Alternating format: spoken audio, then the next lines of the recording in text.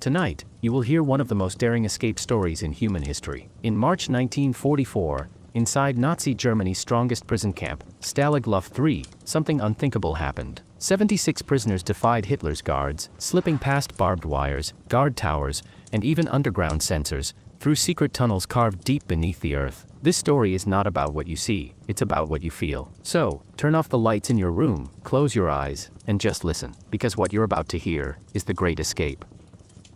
The German town of Sagan, located about 100 miles southeast of Berlin, was the site of a POW camp known as Stalag Luft III. This camp was so highly secure that escaping from it was considered nearly impossible. Spread across nearly 60 acres, this war prisoner camp was like a massive fortress, with the capacity to hold over 10,000 inmates. Built by Hitler during World War II, it was used to hold Air Force personnel from the Allied countries. This included airmen from Britain, America, Canada, and Norway, among others. These airmen were so skilled that many of them had already escaped from several Nazi prisons before. That's precisely why they were placed in this prison, which was believed to be unbreakable. Stalag Luft III was designed to be inescapable. It was constructed in such a way that even thinking about escaping was like inviting death. The prison had strong bars, double layers of 9-foot-high barbed wire fencing, seismic sensors buried in the ground, machine gun-toting guards present 24/7 in watchtowers, and surprise inspections of prisoners. These strict rules made this prison incredibly secure. For several kilometers around this POW camp,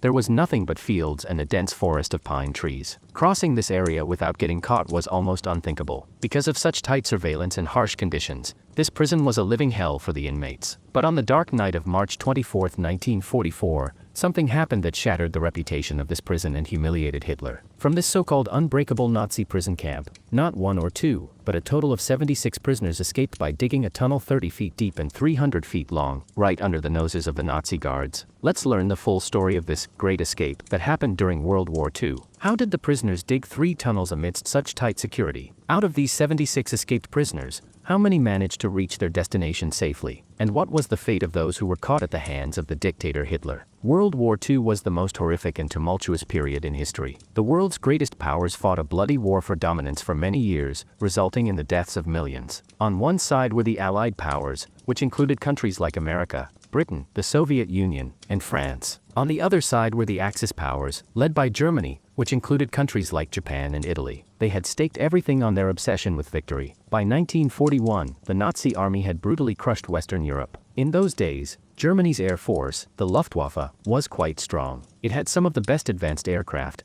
which had shot down many Allied planes in the war. During this time, Germany had taken thousands of Allied airmen and millions of artillery soldiers as prisoners of war. To hold such a large number of war prisoners, Germany hastily built several POW camps. Many of these camps became infamous for the atrocities committed on the captive soldiers. However, despite tight security, many prisoners of war had managed to break out of the prisons and escape. This was a blow to the ego of Germany's dictator, Hitler. Therefore, he had a POW camp built in the town of Sagan, located about 100 miles southeast of Berlin. It soon began to be counted as an unbreakable prison. This POW camp, spread over 60 acres, was named Stalag Luft III. It had 5 different compounds where British, American, and Commonwealth country airmen were imprisoned. Most of these were people who had previously tried to escape from other German prisons but were caught by German guards. It was because of such war prisoners that Stalag Luft III was made highly secure. It was surrounded on all sides by 9-foot-high walls with double layers of barbed wire on them. Between the double fences was a 10-yard empty area like a no man's land, called the warning wire.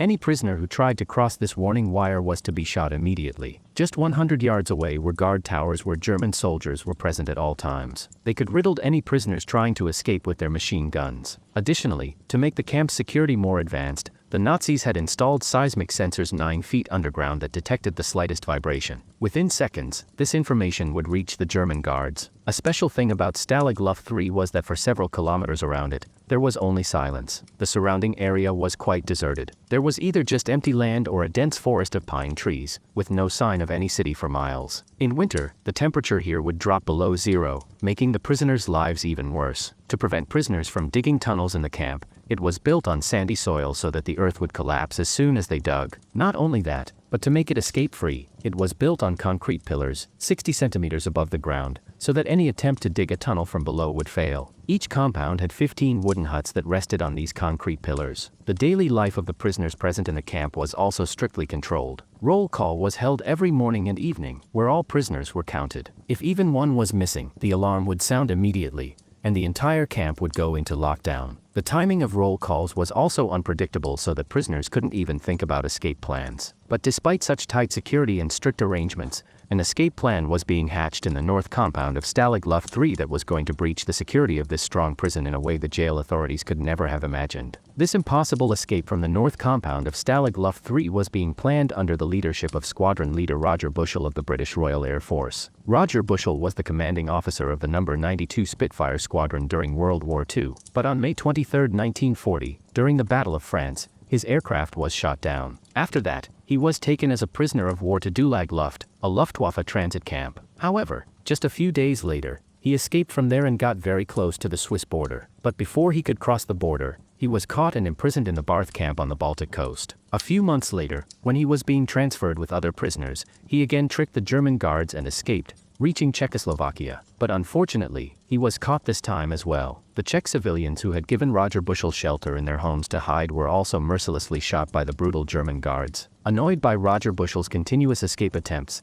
the Germans brought him to this supposedly unbreakable Stalag Luft III and imprisoned him in May 1942. But no wall could keep a courageous and combative person like Roger Bushell captive for long. From the moment he arrived, he started planning an escape. He began motivating the prisoners in the north compound to escape from here, and by March 1943, he had recruited 600 prisoners for this escape mission. These prisoners had such deep faith in Roger's leadership that they were ready to follow him blindly. An escape committee named X was formed to prepare for the escape, and Roger Bushell was its head. That's why his fellow prisoners started calling him Big X. Although 600 prisoners were involved in this escape plan, only 200 of them were to be selected for the actual escape. This created a big risk of internal disagreement. Therefore, the prisoners left the decision of who would escape to Roger Bushell and the escape committee. Escape Committee X decided that not one, but 3 tunnels would be dug. Their code names would be Tom, Dick, and Harry. The reason behind digging 3 tunnels was that if one tunnel was discovered by the German guards, work could continue on the other 2. Roger Bushell was confident that if the Germans found one tunnel, they would think they had foiled the escape plan and would not pay attention to the other 2 tunnels. The plan was good, but the question was where to start digging. For this, the prisoners who had engineering knowledge prepared a map of the entire camp and found the safest escape points. Stalag Luft III, with its barbed wire fencing, high watchtowers, and German guards monitoring 24 hours a day, was nothing less than an impregnable fortress. But after a few days of non-stop hard work, the prisoners found some cracks and weaknesses in this camp that they could exploit. Based on this, the escape points for all 3 tunnels were decided, and the work of digging the tunnels began. The digging of Tunnel Tom started from inside hut number 123. Its exit point was to be in the forest on the western side of this camp. The second tunnel, Dick, started digging from the washroom of hut number 122. Its escape point was also to be in the same forest as Tom's. The prisoners were preparing it as an alternative to Tom so that if the German guards found Tom, Tunnel Dick could be used in its place. The last tunnel, Harry, was dug from hut number 104. This tunnel was to be dug under the sick hut and isolation cells, and its escape point was to be in the forest located on the north side of the camp. After all the planning was done, the digging work began. Every day after work, the entry points of all 3 tunnels were covered with stoves, chimneys, and other items so that if German guards accidentally came into these huts,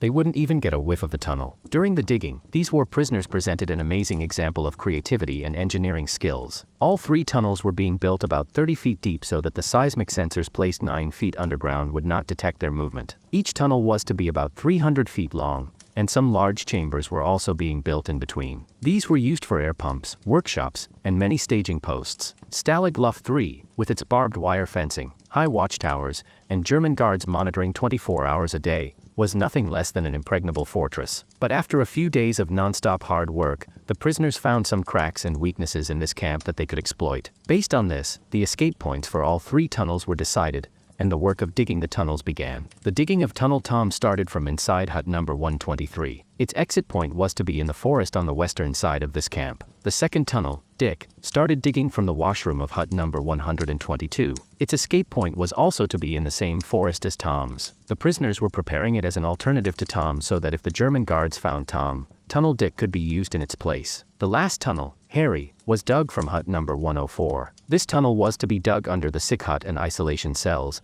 and its escape point was to be in the forest located on the north side of the camp. After all the planning was done, the digging work began. Every day after work, the entry points of all 3 tunnels were covered with stoves, chimneys, and other items so that if German guards accidentally came into these huts, they wouldn't even get a whiff of the tunnel. During the digging, these war prisoners presented an amazing example of creativity and engineering skills. All 3 tunnels were being built about 30 feet deep so that the seismic sensors placed 9 feet underground would not detect their movement. Each tunnel was to be about 300 feet long, and some large chambers were also being built in between. These were used for air pumps, workshops, and many staging posts. They made the most use of the items sent by the ICRC. Actually, for the prisoners living a hellish life in Stalag Luft III, the ICRC, or International Committee of the Red Cross, which provides humanitarian assistance, used to send a food parcel every week. It contained soup, corned beef, powdered milk, spam, chocolate, coffee, and cheese. Every 3 months, the prisoners also received a parcel from their families which contained daily use items like toothbrushes, clothes, and razors. The prisoners used all these things very cleverly. They made a ventilation system for air supply in the tunnels using the milk powder tin sent by the ICRC so that fresh air could reach inside the tunnel and the people digging wouldn't have trouble breathing. Lights were also installed in the tunnels for lighting using wires and bulbs stolen from the camp. These lights provided such dim light that they were not visible from the outside and also helped the diggers work. To prevent the sandy walls of the tunnel from collapsing, wood from the beds in the camp was used. Every mattress in the camp had 20 wooden boards under it. The prisoners quietly took out 12 boards from each, and the mattress was rested on only 8 boards. In this way, the prisoners had taken out nearly 4,000 wooden bed boards. Additionally, they had hung 1,700 blankets on the walls to muffle the sound of digging. For digging, they used hundreds of stolen knives, forks, spoons, and many shovels. Removing the sand from the tunnel was the biggest challenge for the prisoners. For this, they made railway-style wooden trolleys and even laid small tracks inside the tunnel for them. The sand from the tunnel was filled into these trolleys and taken to the entrance using these tracks. But the problem was that the color of the tunnel sand was yellow, while the soil of the camp above was gray. So if the tunnel sand was piled up and dumped somewhere above, the German guards could immediately understand the whole situation because of the different color of the sand. To solve this problem, a team called Penguins was formed. The prisoners on this team would fill sand into bags attached to their long pants and socks and, without attracting the guards' attention, would stroll around the camp and scatter it here and there. They would then mix it with their feet so that the difference between the 2 types of sand wouldn't be noticeable. 600 prisoners were planning such a big escape plan in a highly secure prison, and the amazing thing was that the Nazi guards couldn't get a clue. The prisoners digging the tunnel, laying railway tracks in the tunnels, creating ventilation, and preparing a sand disposal system was a slap in the face of Hitler's pride and the Nazi security apparatus. Every prisoner involved in the X-Committee had their own role. While the digging of the tunnel was being led by Tim Whalen and Wally Floody, teams led by Forge Abraham and Tommy Guest were busy making clothes like German civilians for the escaping prisoners. This was so that the prisoners could blend in with the local people outside the jail without raising suspicion. Johnny Travis was responsible for preparing escape kits, and Team 1 was responsible for making fake documents. They were busy making fake ID cards, travel passes, and work permits for the escaping prisoners. During this time, the prisoners somehow managed to acquire a camera from a German guard. With its help, the escaping prisoners were dressed like German citizens, their photos were taken, and they were pasted onto the fake documents. To stamp the documents, they pulled out the soles of their shoes and made stamps from them, using shoe polish instead of ink. These documents were made with such perfection that they looked exactly original, and anyone could be fooled by looking at them. Secrecy was the backbone of this entire escape plan. The escape committee had clear instructions that no one should use the word tunnel. Only their code names Tom, Dick, and Harry were to be used. There was also the constant fear of surprise inspections by the German guards. Just one mistake from them, and their entire plan could be exposed. Additionally, the diggers had to work bent over for hours in claustrophobic tunnels where oxygen was low, and the risk of collapse was always present. Along with physical pain, they were under a lot of mental pressure as well. Yet, the prisoners kept their morale high and kept at it for months. They would sing songs and joke with each other while working to keep each other motivated. However, as feared, the Germans discovered Tunnel Tom in September 1943 and blew it up with dynamite. However, as hoped, the other 2 tunnels remained undetected by the Germans. Just 1 month after Tunnel Tom was discovered, an event occurred in the east compound of this prisoner of war camp that made Roger Bushell and his fellow prisoners' escape plan even more difficult. Lieutenant Michael Codner, Flight Lieutenant Eric Williams, and Flight Lieutenant Oliver Philpott, present in this compound, escaped from Stalag Luft III on October 29, 1943, by making a 100-foot-long tunnel. The German forces tried very hard to find these 3, but they could not be caught. After this, the security of all 5 compounds of Stalag Luft III was tightened even further, making it almost impossible to carry out any further escape from here. At the same time, considering the increasing number of prisoners and security at Stalag Luft III, the German government expanded it a bit more. This posed a risk of Tunnel Dick being discovered as well. Therefore, Escape Committee X decided not to use it and converted it into a storage tunnel. After that, the soil excavated from the 3rd tunnel, Harry, and the tools used for digging began to be stored in it. Now, only the 3rd tunnel, Harry, was left for escaping. Therefore, all 600 prisoners focused on completing it as soon as possible. After several months of hard work, Tunnel Harry was ready by March 14, 1944. Now, they could exit through this tunnel at any time, but Roger Bushell and his committee did not want to rush. They were waiting for a night when the sky was overcast with clouds and there was no sign of the moon so that all 200 prisoners could carry out this escape under the cover of deep darkness without catching the attention of the German guards. After that, all 200 selected prisoners would pray every evening for such a night when the sky would be pitch dark so that their months-long dream could become a reality. After a long wait of a few days, that night finally arrived on March 24, 1944. That day, the sky was completely covered with clouds, and because of the new moon, the night was going to be deeply dark. The X-Committee decided that this would be the last night in jail for the 200 prisoners. The escapees were divided into 3 groups based on priority. The first group included committee heads, foreign language speakers, and those who had contributed the most to the preparation of this escape. This first group was given the best civilian clothes, passes, and essential items, and they were to be the first to exit the tunnel. The other 2 groups were given simple maps and average travel passes, clothes, and some compasses, and they were to follow the first group. As night fell, all the escaping prisoners gathered in hut number 104, where the tunnel's entry point was. Now, the hearts of all the prisoners about to leave from here were pounding loudly. The time had come to bring months of hard work to fruition. Some were lost in the thought of breathing in the open air, while others were consumed by just one question: would they succeed in escaping? Amidst various questions, at 8:45 p.m., the first prisoner enters the tunnel and reaches the exit point. But due to the cold and continuous snowfall, the tunnel's exit point was jammed from the outside. It took more than an hour and a half to open it. As soon as the first problem was solved, a second problem arose. The mouth of the tunnel was open, but instead of opening into the forest, it opened 10 feet short, in an open field. They realized then that their estimate had been slightly off while digging. They discussed whether to dig further ahead, but it wasn't possible because the fake ID papers the prisoners had were already date-stamped. Wasting time could have made the situation worse. So, they took advantage of the darkness and started escaping from that same exit point. The tunnel was very narrow, and only one prisoner could crawl through it at a time. This slowed down the process even more. During the planning, it was thought that one prisoner would get out every minute, but in reality, it was taking a full 6 minutes for one man to get out. That means, according to this, only 10 men were getting out of the tunnel per hour. During this, they had also placed a long rope from the escape point into the tunnel. Whenever a prisoner got out, he would shake that rope from the outside to signal that it was safe for the next prisoner to climb out. But the situation worsened when the airstrike siren sounded over Germany. Because of this, the electricity to Stalag Luft III was cut, which also cut the power to the tunnel lights. Getting out of the tunnel in the darkness was impossible because the slightest mistake could cause the tunnel sand to collapse, and this could jeopardize the entire escape plan. Because of this, the prisoners waited inside the tunnel for the light to return, and between 12 o'clock and 1 a.m., not a single prisoner could come out of the tunnel. This time of darkness was very precious, and they only had time until before morning. Time was slipping away quickly, and every passing minute was bringing danger closer. By about 5 a.m.,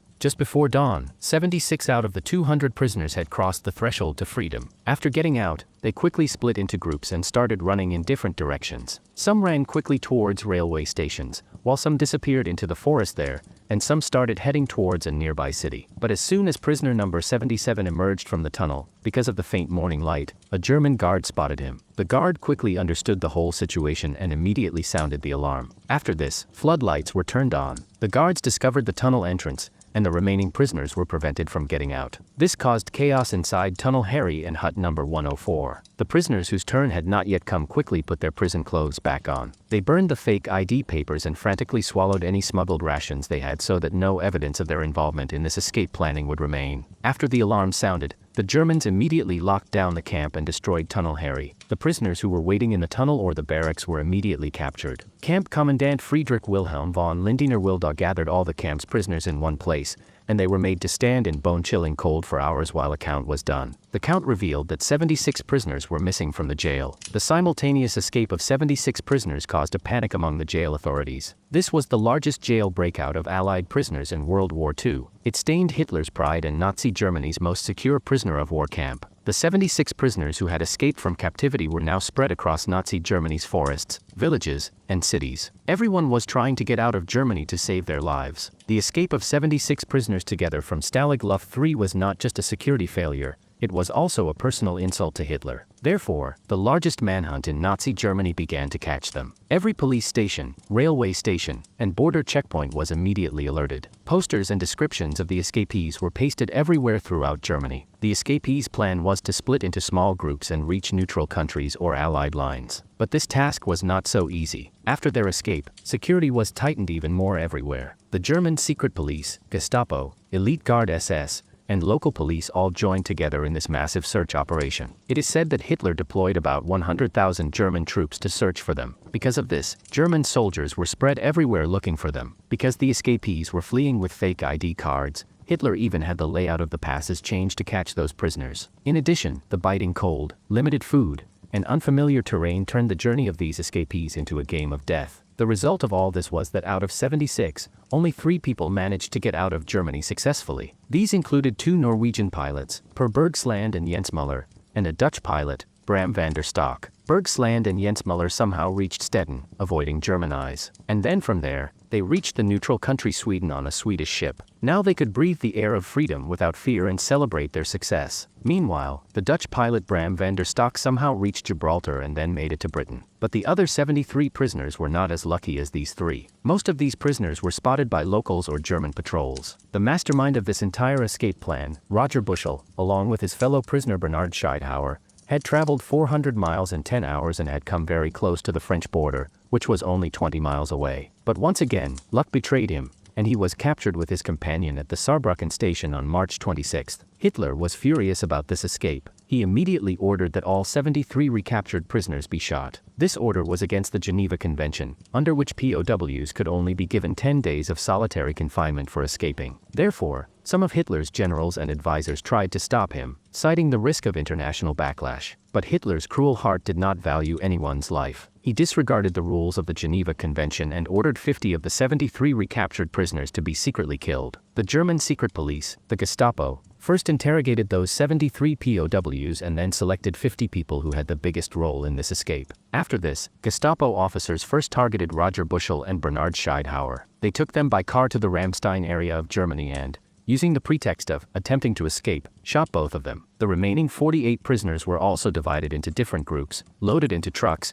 and taken to sometimes a forest, sometimes a deserted road, and shot. After the Great Escape, the security of Stalag Luft III was made even stricter than before. Extra guards were deployed, regular checks of the tunnels began, and the prisoners' daily life was made even more strict. But the prisoners' morale was not broken. They knew that even though their escape attempt was not fully successful, they had dealt a big blow to the Nazi war machine. For the manhunt, the Germans had to deploy thousands of soldiers, police, and resources that were diverted from the front line. After Germany's defeat in World War II, the situation changed completely. The Allied powers targeted Gestapo officers in the Nuremberg trials and other war crime tribunals. Many officers who gave the orders to kill the escaped prisoners and those who executed them were given the death penalty, while many others received long prison sentences. The dead bodies of all 50 people were later buried with honor in the Poznan Old Garrison Cemetery, and each grave was engraved with their name. Even today, the story of the Great Escape inspires people. In 1963, an iconic Hollywood film, The Great Escape,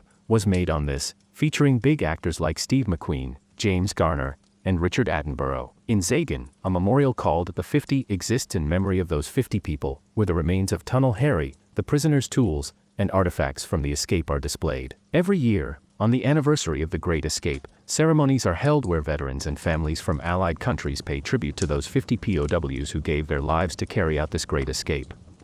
If you enjoyed this journey into the past, make sure to hit the like button and subscribe to the channel, so you never miss the next story. Your support helps us bring more incredible tales to life. Until next time, keep listening, keep exploring, and stay curious.